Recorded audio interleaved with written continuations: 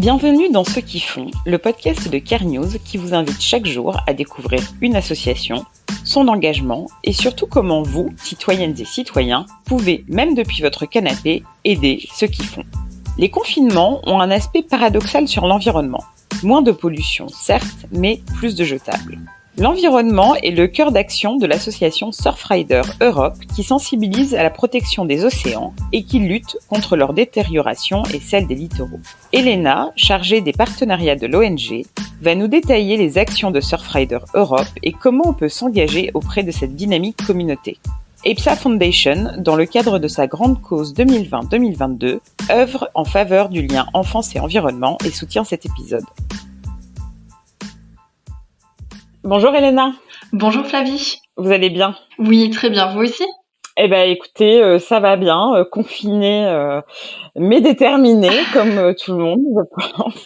Tout à fait. Je suis très contente de vous recevoir aujourd'hui dans Ceux qui font, ce nouveau format qu'on a lancé avec Care News pour que vous nous expliquiez brièvement ce qu'on peut faire pour vous. C'est-à-dire que vous êtes déjà engagés par métier, mais il y a plein de gens qui sont pas dans l'associatif et qui cherchent à faire du bénévolat, etc. Donc, on va essayer de comprendre en 10 minutes comment on peut vous aider. Alors, que fait Surfrider Europe d'abord, Elena? Oui, donc Surfrider Europe est une association, une ONG environnementale qui travaille en fait sur la protection de l'océan. C'est une association qui maintenant a un petit peu d'ancienneté puisqu'on fête nos 30 ans cette année. Historiquement créée par un groupe de surfeurs, qui en avaient assez de voir leur terrain de jeu pollué et qui ont décidé de se constituer en association pour pouvoir agir localement et à leur échelle pour la protection de l'océan. D'accord. Et concrètement, du coup, ça se traduit comment la protection de l'océan avec Surfrider ? Alors concrètement, en fait, on a créé différents programmes d'action qui permettent en fait de travailler sur 3 thématiques clés qui vont être la lutte contre les déchets aquatiques et notamment les déchets plastiques en mer. Et ça va passer notamment par des campagnes de sensibilisation grand public, des collectes de déchets sur les plages, les initiatives océanes. On a tout un programme d'action terrain aussi pour travailler sur les questions de qualité de l'eau et santé des usagers. Et enfin, on a tout un programme plutôt de concertation et de sensibilisation du grand public sur l'aménagement du littoral et le changement climatique. Concrètement, on a 4 leviers d'action qui nous permettent de toucher un public très large parce que l'objectif de Surfrider, c'est toujours d'aller sensibiliser les particuliers, le grand public, les décideurs publics et les entreprises du secteur privé pour faire changer les pratiques d'une manière plus vertueuse pour la protection de l'océan. Comment est-ce que vous impliquez le public ? Pour l'implication du public, on a en fait des programmes de sensibilisation et d'éducation. Donc ça, c'est vraiment un des premiers leviers d'action qui est le plus important pour nous et ça nous permet notamment, via les bénévoles des antennes Surfrider, d'aller sensibiliser la population locale lors de tenues de stands de sensibilisation sur des événements, des festivals ou autres.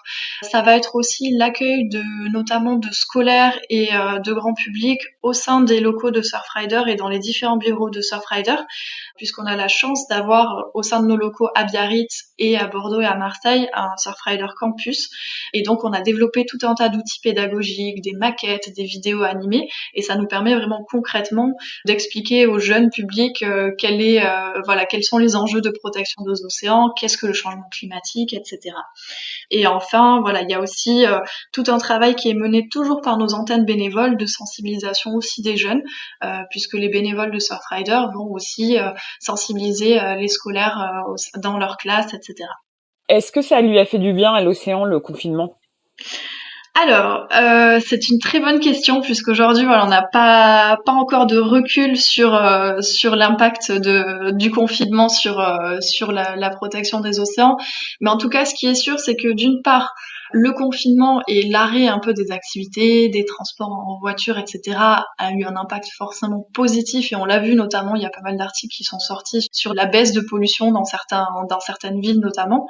Après, sur la protection des océans, nous, ce que l'on a identifié comme potentielle pollution, c'est notamment tout ce qui concerne en fait les masques à usage unique qui aujourd'hui sont essentiels d'un point de vue sanitaire pour ne pas propager le virus, mais qui paradoxalement terminent souvent leur course dans la nature et dans l'océan.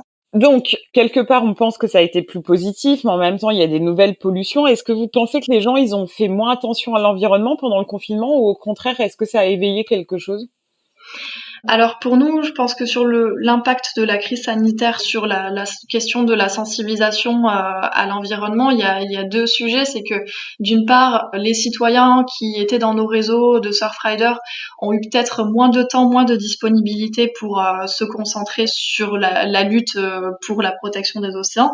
Mais en parallèle, nous, on a mené tout un certain nombre d'actions aussi pour continuer à informer et à sensibiliser le grand public, pour vraiment inciter les citoyens à pouvoir justement agir de chez eux ou se renseigner sur des thématiques qui sont chères à Surfrider. Par exemple, là récemment, nous, on a toute une campagne sur l'offshore drilling. Alors là, il va falloir Ouais. une petite traduction. L'offshore drilling, en fait, ce sont les forages pétroliers en mer. Par exemple, là récemment, on a lancé toute une campagne de pétition pour sensibiliser le grand public et sensibiliser les élus locaux pour permettre en fait d'avancer au niveau législatif et faire interdire le forage pétrolier en mer en Europe. Ce travail-là, en fait, il passe par le relais du grand public et donc la communauté Surfrider est par exemple incitée à signer une pétition pour alerter nos élus locaux sur la problématique du forage pétrolier en mer. Donc concrètement, ça se traduit de chez nous, même si on est confiné, on a la possibilité de signer des pétitions pour protéger les océans. Bon, c'est très bien, vous faites la transition à ma place. On va venir au but de ce podcast. C'est-à-dire que là, on est confiné, même s'il y en a qui peuvent encore aller travailler. Ouais. Et vous, est-ce que vous avez des besoins supplémentaires liés à ce confinement? Est-ce que vous avez eu un impact, je sais pas, économique ou de bénévolat?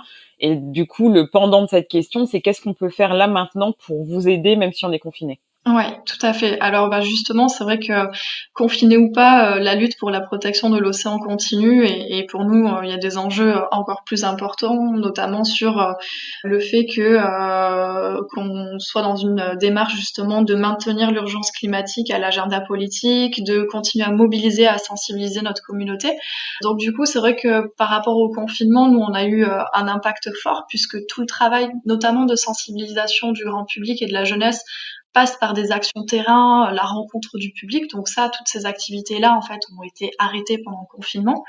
Donc il a fallu s'adapter aussi. Et pour ça, notamment chez Surfrider, on a mis en place tout un panel d'outils digitaux et numériques. On a mis en place, par exemple, des webconférences pour sensibiliser notre communauté aux thématiques de Surfrider. On a mis en place des webinaires, donc pareil, des réunions en digital pour continuer à garder le lien avec les bénévoles de nos antennes, puisqu'il faut savoir que chez Surfrider, on a plus de 1800 bénévoles répartis dans 46 antennes dans 12 pays européens. Donc il a fallu continuer à maintenir le lien et à garder cette motivation aussi du côté de nos bénévoles. Donc c'est passé par un travail vraiment de digitalisation de tout le lien qu'on avait en fait sur le terrain. Et puis ça nous a permis, en tout cas le confinement et cette crise sanitaire nous a permis aussi de nous réinventer. On a la chance, nous, chez Surfrider, d'avoir un relais, un outil, une plateforme digitale qui s'appelle l'Océan Campus, qui est ouverte à tous. Donc, vous pouvez aller chercher sur Internet Océan Campus, qui partage du contenu, qui vous propose aussi notamment des supports do-it-yourself, donc des ateliers de fabrication pour, à la maison, fabriquer ses cosmétiques, ses détergents, etc. Donc voilà, on a pu se réinventer de manière digitale et continuer à mobiliser notre communauté, même enfermée à la maison. Mais cependant, on a toujours des besoins. Ah, dites-nous tout.